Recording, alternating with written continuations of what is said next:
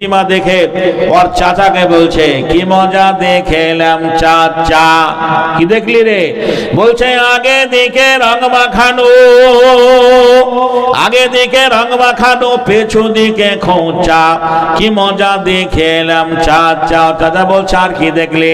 বলছে পেট মোটা ওই গনসা ছোড়া, তার মাথায় আছে হাতির মাথা, কান দুটো তার কুলোর মতো, দাঁত দুটো তার মোলর মতো, পিছনে দেখেলাম ইঁদুরের বাচ্চা, কি মজা দেখেলাম চাচা।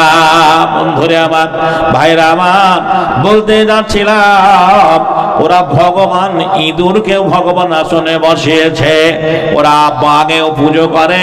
দেখবেন মা দুর্গা ওদের প্রতিমা, ওই দুর্গা মায়ের কাছে একটা বাঘ আছে, আছে না নেই ভাই? ওদের ধর্মের একটা লোক, তার নাম কালিদাস।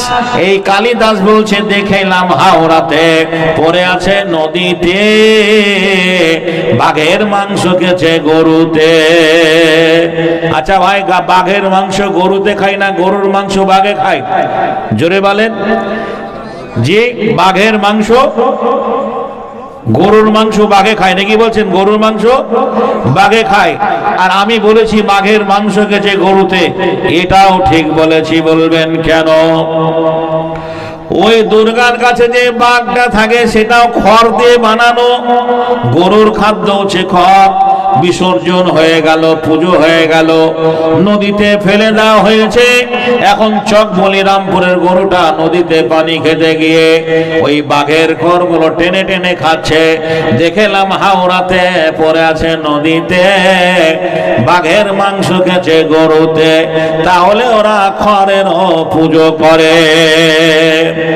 আল্লাহর নবী বলেছেন, তুমি নামাজে দাঁড়িয়েছো, নামাজ শেষ হয়নি, দেখছো একটা সাপ, তো নামাজটাকে তুমি ছেড়ে দিয়ে সাপটাকে আগে মারো। সাপটাকে মারা হুকুম রয়েছে। আর অমুসলমান ভাইয়েরা দুধ কলা দিয়ে সাপের পুজো করে। সাপকে ওরা মনসা দেবী বলে, সাপকে ওরা মনসা দেবী বলে। জি বন্ধুরে আমার, ভাইয়েরা আমার, তো কালিদাস মাঠ দিয়ে আসছে, পুকুরে পদ্ম ফুল ফুটে আছে, ওই পদ্ম ফুল একটা ব্যাঙ বসে আছে। ওই ব্যাঙটাকে ধরার জন্য একটা সাপ গেছে, সাপটাকে দেখে ব্যাঙটা পানিতেই পড়ে গেল। কালিদাস কি বলেছেন শুনুন। কালিদাস বলেছে, হরির উপরে হরি, বলে হরি শোভা পায়, হরিকে দেখিয়া হরি হরিতে লোকায়। কালিদাসের পরিভাষায় ব্যাঙ হরি, সাপ হরি, জল হরি। কিছু মাথা মোটা মুসলমান আছে, জীবনেও নামাজ পড়ে না, রাজনীতির মাস্টার,